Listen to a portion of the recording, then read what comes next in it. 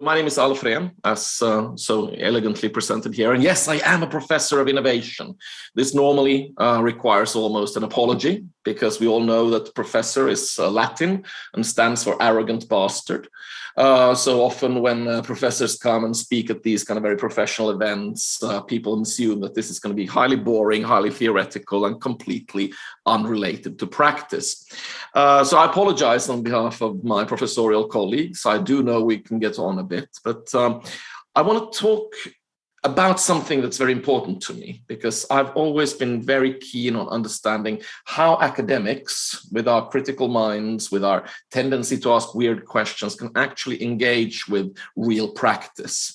And that's something I have quite a lot of experience with, having worked with innovation in both large and small organizations practically for a couple of decades now. And when I was asked to join the Unconference, I said, I want to talk about augmented innovation because it's something that I'm really kind of interested in at this very moment. In part, this is because a research group I was in got a tremendous amount of money to study AI algorithms and data in generally the sphere of development. And I'm co-PI for a big kind of work on understanding how AI and similar technologies will affect innovation management. And as I've been doing this, I've been very curious as to how come there is so little critical and actually productive conversations about these potentialities. And I wanted to talk about this for this August audience. So I have a couple of things I want to say. I'm going to be fairly quick with the whole notion of the dawn of augmented innovation. There's a lot of exciting things happening, but I think most of us already know that there is. And I don't want to kind of bore you with kind of talking about, oh, AIs can do this and AIs can win at Go and so on. But instead, kind of give a quick run through of the potential in all this, but then get to what actually excites me. And that is the challenges of what I've here written, because I'm just this silly, augmented innovation, AI, and artificial intelligence, also AI. You have to excuse the occasional pun. They just come to me naturally. And end up with a few comments about, okay, so what does this mean for us when we want to talk about how do we create better innovation futures? Because I see myself as a critical innovation scholar. I'm not a rah-rah evangelist. I'm not the one who goes, innovate or die. I have an allergy towards innovation cliches and the bullshit that often permeates the field. Instead, I'm interested in asking serious questions about, as we see a planet struggling with geopolitical issues, sustainability issues, cost of living crises, and the likes, how can we use the tremendous potential of technology in the best possible way? Not just how can we innovate in general, which has its power as well, but how do we innovate where it actually matters? And I believe that augmented innovation, a term I may have made up, but I hope will catch on and everyone remember that it was mine to begin with, will have a tremendous possibility here. So first, I call it the dawn of augmented innovation because I do, as professors often do, like a sense of drama, like a sense of, okay, so this is big, this is happening. But you might ask then, what in the world is that? What is augmented innovation? And I took that from actually a conversation about AI, because somebody kind of commented very cleverly that the interesting thing about AI is not that artificial intelligence will be some kind of Skynet hyper robot out there in the sky, but rather that artificial intelligence solutions will augment human intelligence, will be the kinds of helpers that might make us write our emails slightly cleverer and smarter and quicker, might help us sort out our often messy schedules, might support us rather than supplant us. So I started thinking about, it's interesting that when we look at the key technologies right now, there's a lot of things happening. We all know AI and machine learning is developing at a tremendous pace. I was just in Israel hanging out the AI cluster there and got to see just how much data, for instance, a company that specializes in creating visual systems for cars can just pull in from the streets, pulling price knowledge, pothole knowledge, general traffic knowledge, and just gather this tremendous amount of data and actually do smart things with it.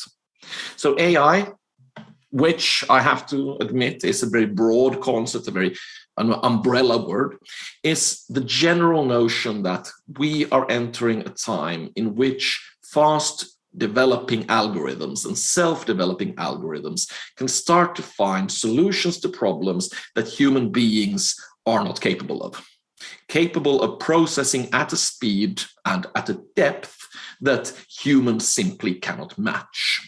This doesn't mean that they supplant us. This just means that they can take a very limited problem set and process that at superhuman speeds. To this comes the fact that we're seeing the development of VR, AR, XR, standing for virtual reality, augmented reality, again, the augmented bit, and extended reality, or what people, including Mark Zuckerberg, has called the metaverse.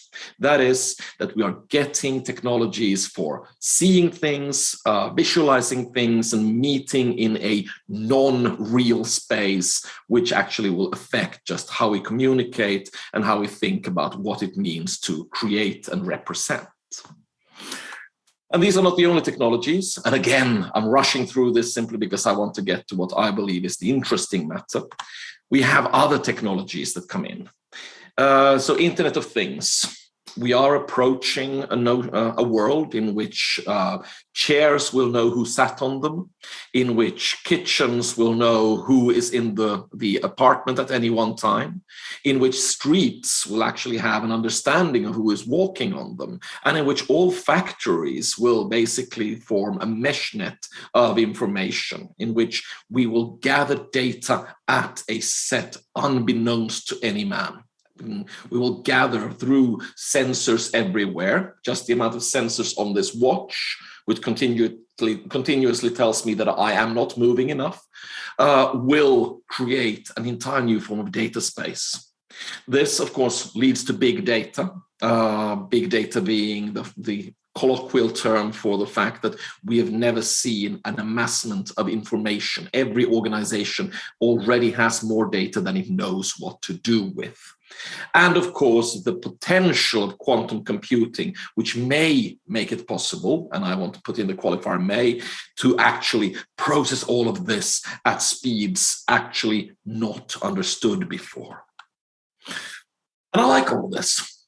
I like this because it means that we are looking at a potential of, in a sense, transcending human capability and capacity, transcending what is possible to do.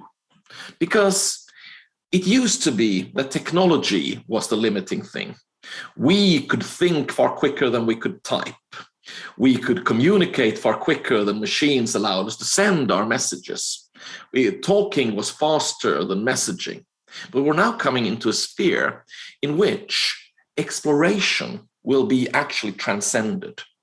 A relatively simple machine learning algorithm will be able to process data and find new correlations, new clusters, new aberrations at a speed far quicker than any human could handle, and be able to generate at least suggestions about what is found in this data that human beings could never, simply due to our limitations as a species, find out. Now, of course, not all of this will make sense. The computers will spit out various kinds of nonsense about the data. We'll find correlations that are uninteresting and all of that.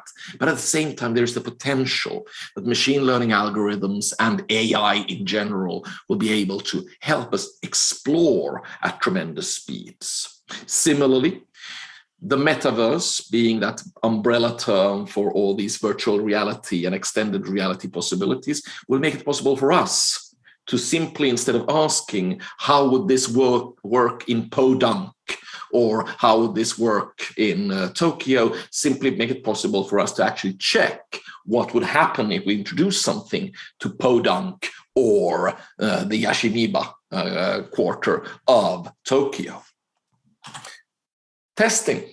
In product development, and I run a product development and innovation master's program, we're already looking at the capabilities of machine learning algorithms to, for instance, we could tell them, give me every possible design there would be for this lunchbox with these limiting parameters, needs to be made with these materials, under this cost, go.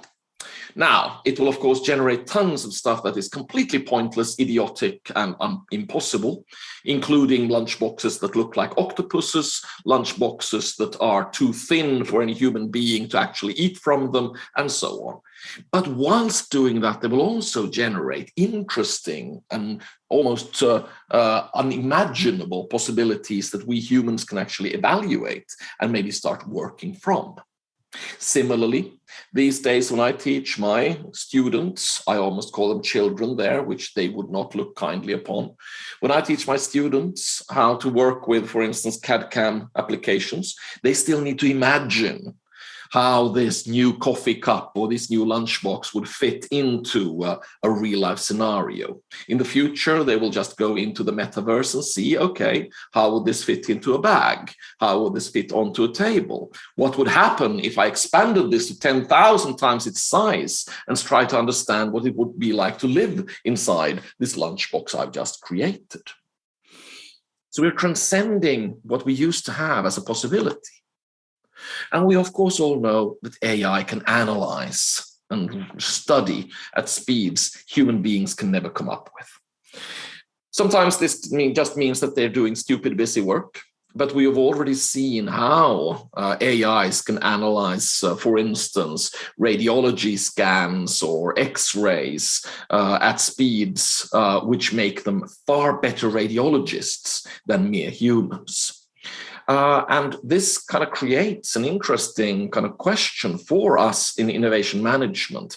What happens if a machine can actually take more parameters into account than we humans can run the data on a new possibility far more intensely than we can? How important is analysis really? And we know computers are better at analysis than humans are. Humans have imagination, we have gut feeling, we have intuition. But we're still limited by our tendency to stick with what we know and to stick with the data we already feel comfortable with. And then, of course, comes also the notion that with new technologies comes new ways of communicating. We've all learned that this we're doing now feels almost natural, even though it's, of course, super unnatural. With the coming age of the metaverse, I use this sometimes for my meetings. This is an Oculus Quest, which actually works fairly well with certain kinds of meetings. We will be able to have new forms of communication and also of representing the ideas we have.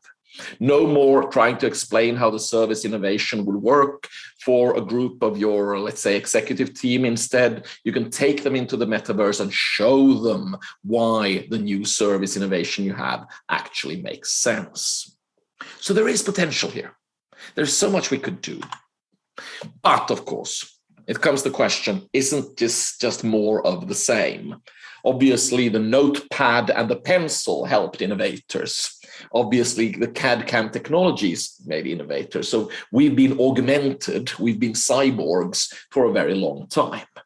What is different, however, is that whilst CAD/CAM made it possible for us to create designs at exactitude and speeds that were impossible earlier on, we're now looking at technologies that may actually make us the kind of slow actors, make us the limitations. And this requires us to really think about what role do innovators, human innovators, actually play, and what are we prepared to give away? And I would claim that we are entering the era of the innovation manager as a cyborg, whether we like to or not. We will have these augmented innovation powers through AR, XR glasses, through the capabilities of AI helpers, and so on. And this, of course, is something that may revolutionize innovation? What if instead of asking, can we could run those tests in a matter of minutes? What if unlike thinking about, can this be done in ceramics, we could press 3 buttons and see exactly how ceramics would work for a product? This is something we haven't had. This is something which has held us back. However, I'm not here to just sing the praises of all this. It would be easy to sing the praises of all this. It would be cheap to make simple points about how AI will revolutionize your world. Instead, I am curious about what might be on the other side of this tremendous potential. What might actually be the dangers we're rushing into. Because it's so easy to look at this and say, okay, but this is just great. I'll have more data at my disposal. I no longer have to worry about the little stuff such as material science. I'll just have little AI helpers figuring that out for me. I can just stand like a conductor in this fantastic metaverse and go, lunchbox made of ceramics, go. And everything appears in front of me in a perfect instantiation. Or if you want something less modest and pedestrian than lunchboxes, simply go, I want to see what a new kind of valve would do for an entire factory efficiency-wise, and model that in a matter of hours, rather than having to build specialized equipment for all this. It seems there are only upsides. I, however, am, and here my Finnishness might be coming through, slightly more cynical, slightly less overly optimistic. And that's why, of course, we have Scott here, who as an American is an ardent optimist and can bring me back to the happy place. Alf, I just want to remind you that the Finns were voted the happiest people on the planet, I think, for the last 2 years. Just bringing some perspective to that. It is very true. And we have, if you actually can read Finnish, you can find literally kilometers of column inches stating, this cannot possibly be true. We hate everything here. But let's not go into that. One of my challenges with all this has been that I'm a student of innovation history. I'm actually quite keen on understanding innovation history. And what I'm afraid of might happen in this age of augmented innovation is that we give too much power to the technologies. I have started by kind of pointing out that there is the problem, which I have illustrated with the term long bias. Long bias is a term not in popular use. I've started using it by pointing out that all of the bias debates that exist around AI at the moment are about short bias. It's about bias that is spottable in the here and now. If we have an AI, for instance, trying to look through photographs and trying to say who is a professional and who not, and it picks males 3 times more often than females, we can say clearly this is a biased algorithm. If it starts identifying non-Caucasian people as being not human, we can simply say, well, this clearly is a broken algorithm. These biases are important to address, but they are very much in the here and now, because we know that the gender equality states that females can be professionals. We know that whiteness shouldn't be a defining category. However, when it comes to how we allow AIs to make decisions about innovation, we come into a different kind of problem, because every decision about an innovation is also a decision against another potential innovation. And I tend to want to remind people that just how long certain of the innovation pathways we've had are. When Fleming invented or discovered penicillin in 1928, this was, of course, a tremendous discovery. This created the age of antibiotics, which probably has saved more than one life in this group. However, it took 12 years for that discovery to be purified, to be actually put in such a form that it could defeat more complex infections. It took an additional 3 years for anyone to discover to make penicillin at scale. That is a 15-year-old bet. That's a 15-year-old path. So you have to kind of invest in penicillin when it was discovered, means you're hoping something positive happens 15 years into the future. And this is what I mean by long bias. By allowing artificial intelligence and machine learning, who only work with historical data, we do not know what the effects to the future will be. We do not know which innovation trajectories we cut off.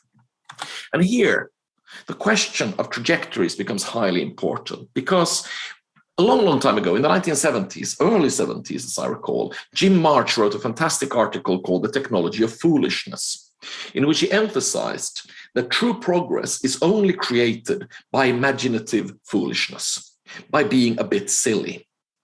That kind of being a bit silly might be understood very well by a gentleman known as Bob Taylor. Bob Taylor is by now not very well known outside of his very special specialty, but he was the guy who in 1969 talked to Charles Hertzfeld and explained to him that he wanted $1 million because he didn't want to walk between different computer consoles. He was a bit lazy. He wanted to have all these consoles connected to one singular computer.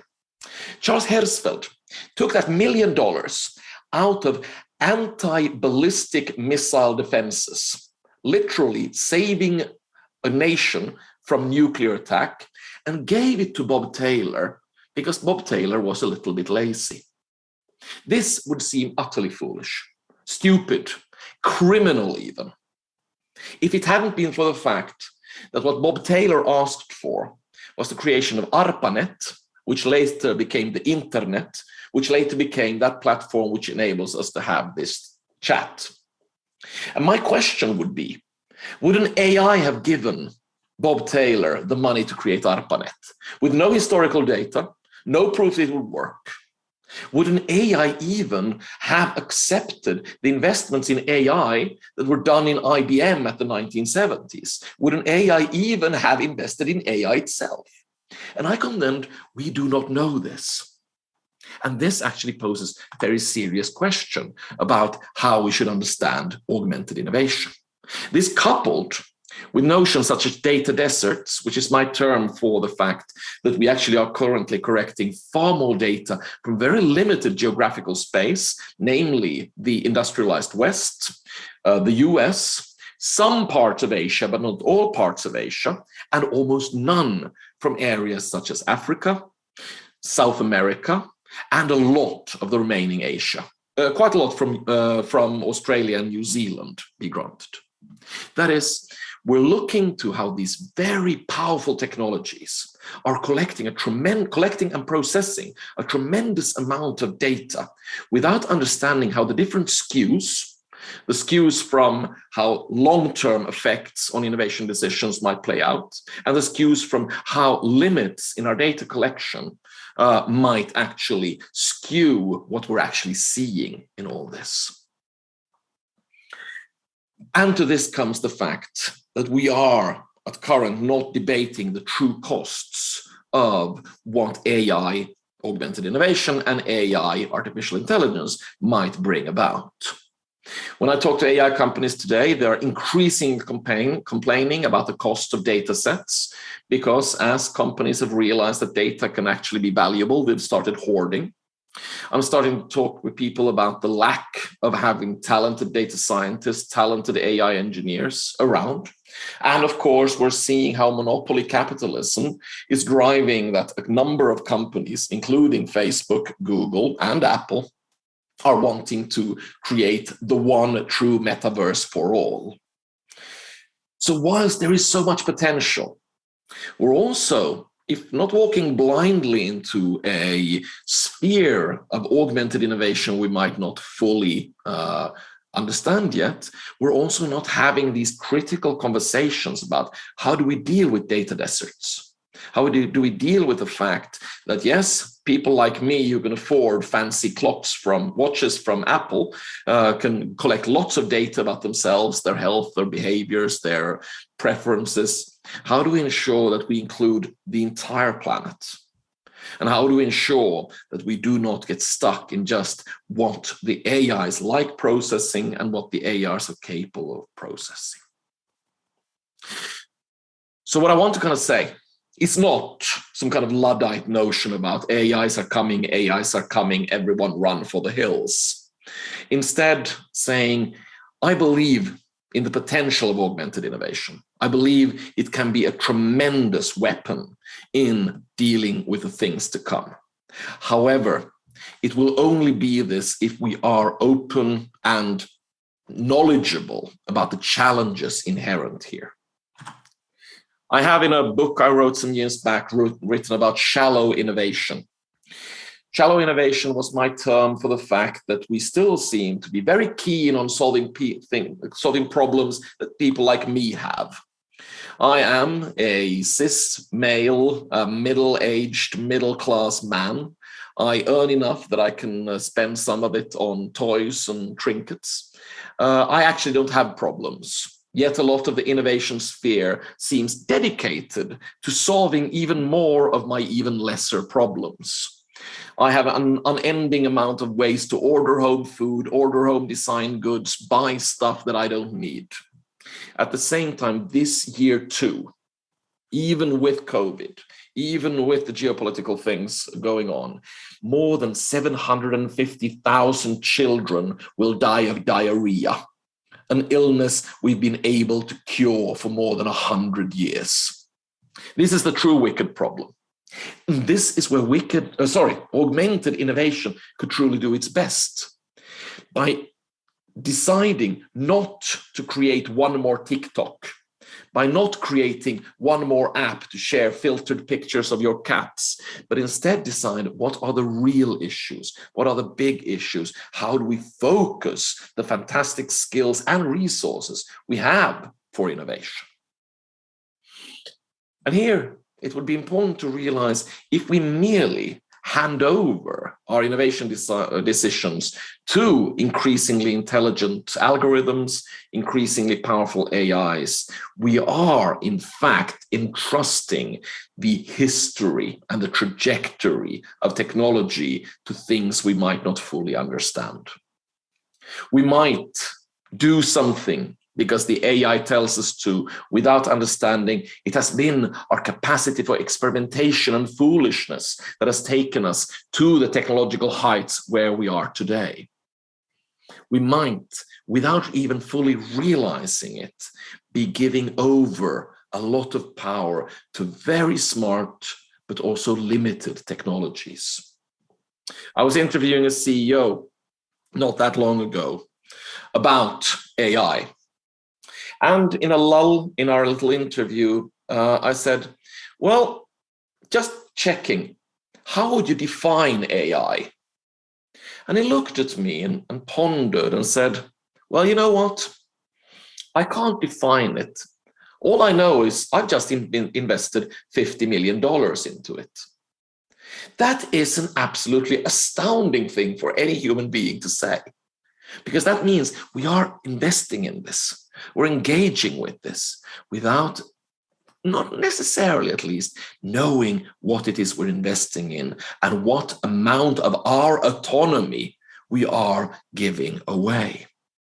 And with the capacity for instance, data poverty, certain areas becoming marginalized or made invisible due to not engaging with the Internet of Things, not collecting as much data, we're looking at a potential for skewing and a potential for bias that, with the power of these technologies, might speed up inequality, might speed up erroneous decision-making.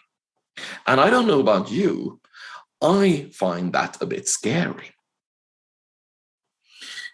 So what I'm talking about is not, and I want to emphasize, not to say, oh, technology bad, go away. No, I am a nerd. I'm a proud nerd. I've always been a nerd. I love my technologies. I love my AI. I have various forms of machine learning algorithms running things for me as we speak. I'm invested in this. But I am also here to say we cannot forget about the importance of imagination and foolishness.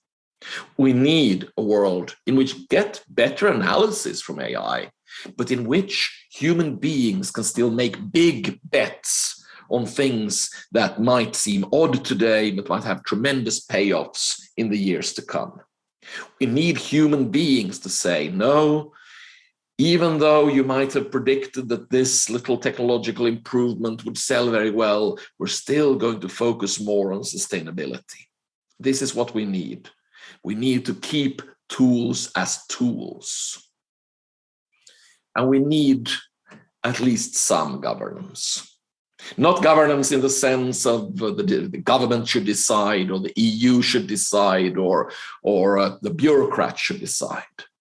But a true governance, which is a debate among people about what do we want our tools and our technologies to achieve? What do we want all this to be for? Right now, we might not be walking blindly into a new innovation world, but we are not really paying attention to just how powerful these technologies can be. I interviewed a private equity firm not that long ago, who's already done its first investment driven by an AI and made its first exit driven by an AI, a completely automated trade, where obviously a senior partner signed off on both decisions, but where it basically was the AI suggested something, the human said, okay, the AI suggested we go out of it, the human said, okay. This is bigger than we think. This is here today, and we've already only seeing the beginnings of this augmented age of innovating, investing, and running R&D. And I claim, because that's what I've always claimed, that no, I'm not saying here today that I have seen the future and it is horrible. I am not Cassandra. I do not know what the future carries, but neither does anyone else. We do not know. The future of innovation is a manifold thing. I'm only here to say we may have underestimated the power of these augmented technologies, and we may have underestimated just how much governance they will need. I hope I'm wrong. I'm happy to be wrong in this instance, but I would be far happier to be wrong right now than being wrong in 50 years' time, when I am either retired, definitely, or dead, possibly, and realizing that my son and my son's son, or daughter for that matter, would have to deal with broken innovation trajectories, wrong choices when it comes to wicked problems, run by an AI that didn't plan to do any wrong, but simply was a prisoner of its own programming. So, more technology, yes, please. Smarter technology, yes, please. But we also need to keep a critical eye on all this. Thank you very much, ladies and gentlemen. My name is Alf Rehn, and I will stop my sharing there. I'd like to invite our audience to type their questions into the chat box, and we'll get you on camera. Alf, great talk. Thank you. And a balanced talk. Appreciate that. I think an amen to innovation and foolishness, by the way. Very important. For those of us who are doing these things you described, exploration, testing, analysis, in a mostly analog and labor-intensive way today. And I think if we didn't think of it that way before, we certainly are thinking of it that way after hearing your talk. This really fires the imagination. And I, for one, hope that we have underestimated the power of augmented innovation. So, I do too. I'm really keen on not being seen as the kind of person who yells fire in a kind of in the cinema. It's so easy when you find a technology that can really save you a lot of time, that you kind of go, okay, let's do everything there. Let's put everything in there. Let's kind of just push everything and not talk about the difficult stuff. I mean, that's how we got social media. That's how we got kind of inundated by our emails. It was so much easier to just shoot off an email. All of a sudden, all of us are drowning in it. So I just want to keep something of a kind of clear-eyed look on it all. And particularly, the stronger the technology, and AI has the potential to be insanely strong, particularly if you look at some of the developments of quantum computing. it boggles the mind what we may be capable of doing in, well, basically our lifetimes. We have some questions coming in. Chris, would you like to come on camera and ask your question? Sure. Thanks, Scott. Thank you, Alf.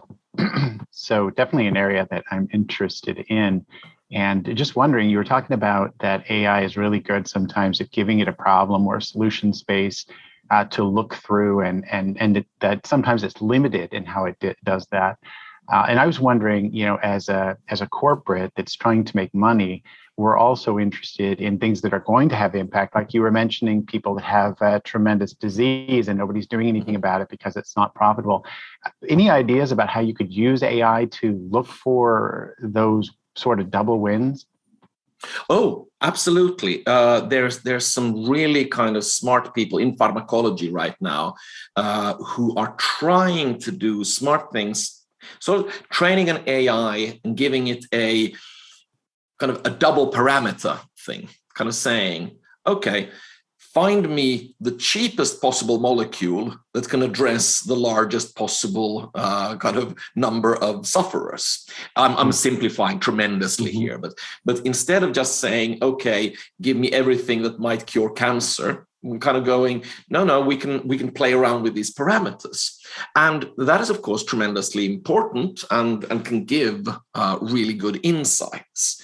But that, of course, is part of what I would call governance, that we need kind of sensible deployment of this in our companies, in which we focus not so much on, okay, what's the most astounding answer we can get out of this technology we just invested in, but rather, how do we learn to ask the right questions?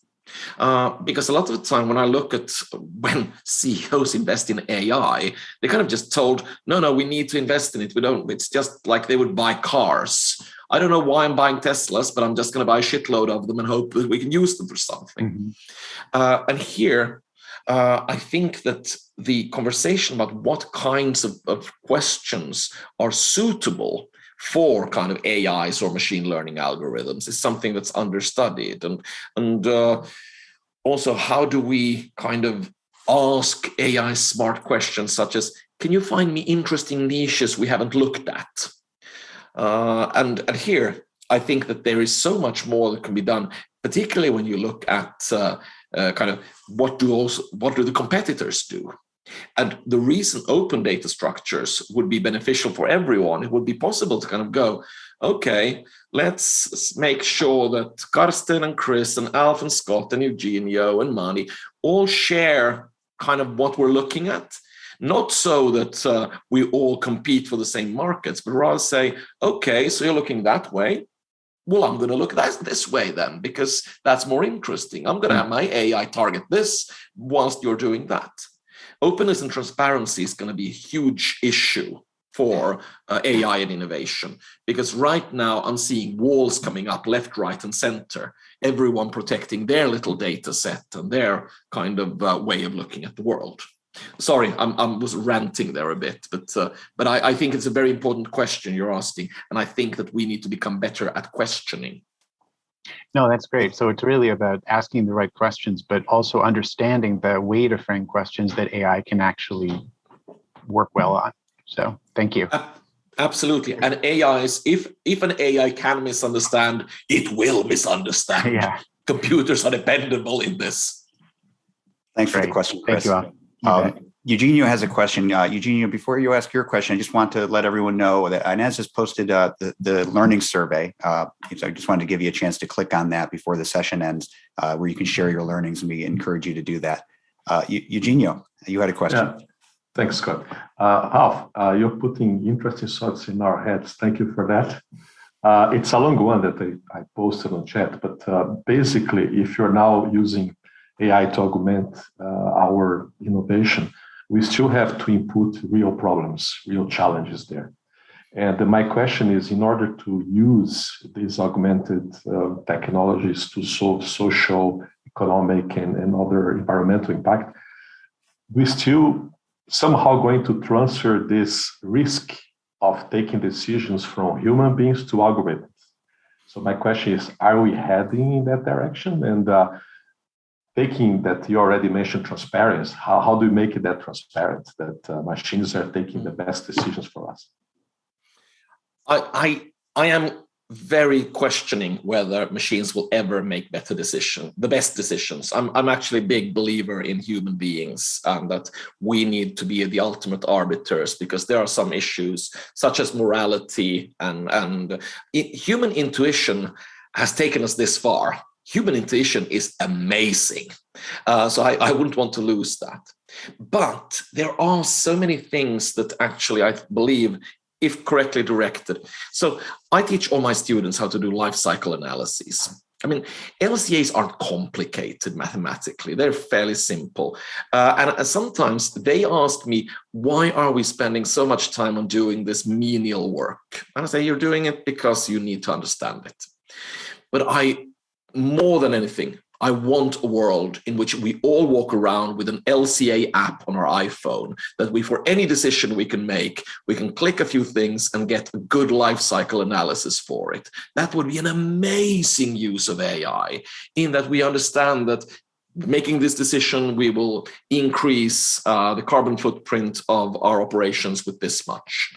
And this is doable. I mean, it's not doable at scale yet, but this is something where an algorithm could actually be massively helpful also for sustainability issues. But, and I think this is what your question comes to, it's so easy to look at the kind of fancy schmancy AI solutions and kind of, oh, let's make an AI write an article. Instead, we should look at and I think Scott, and this is why I get along so well with Scott, Scott is lazy just like me, because all intelligent people are lazy. We need to find the menial, boring tasks that make sense to automate, like life cycle analysis, like impact analyses, not so they would decide for us, but that we'll understand the ramifications of our decisions. Thanks for your question, Eugenio. Karsten and Cindy had comments, but I don't know if you had questions. If you do have a question, please come on camera and ask them. Or if anyone else has a question, you're invited to. In fact, it was more comment, really inspiring where these things can lead. But when I think about it, I saw already that, for example, in life sciences, there are some initiatives to use AI more to predict what it's needed, or to predict which kind of constellations can create new medicaments. So I think that's really something moving. My thought is that as you need data, it's obviously easier when you are in the area where you have the data. So it's probably more starting in the incremental innovation, but nevertheless, that can be the first step into this direction. And I saw your comment, and I really liked it, because I'm a big fan of incremental innovation. A lot of innovators, and people think about innovation and kind of, oh, radical, disruptive, transformative. No, I want tons more incremental innovation.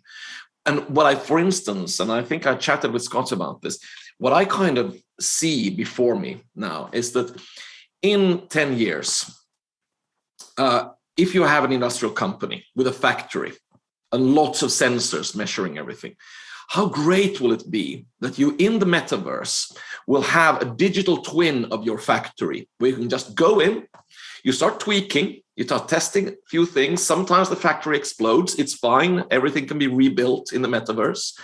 And sometimes you find, oh shit, if I tweak these 3 things, we just achieved 3% efficiency. For a factory, kind of process factory, 3% efficiency, that's saving human lives. That is huge. That is fantastic. And that is the potential of augmented innovation. So we shouldn't kind of just rush in and go, oh, let's have a machine invent the cure for cancer, but rather think kind of, just as you did, Karsten, here, think kind of sensibly about, okay, if we have a bunch of this data, why not use these different technologies and try to find, what if we can get a 0.5 point of efficiency here and 0.5 point there? We do that 20 times over. We have truly already started improving the world in measurable and proper ways. And now Ines is looking slightly askew at me because she is the master of the clock. So I shall leave now to Scott, who is supposed to say some very clever things to round all this off. So over to you, Scott. Oh, you put me on the spot, Alf. I like that. Thank you. Thanks for a great session, a provocative session. You've given us a lot to think about today. Thanks, Karsten, for your question. Thanks, everyone, for joining us. Much appreciated. I'd like to remind you one more time to click on the link to share your learnings that Inez shared in the chat. And we hope to see you at the next session. Take care. Bye-bye.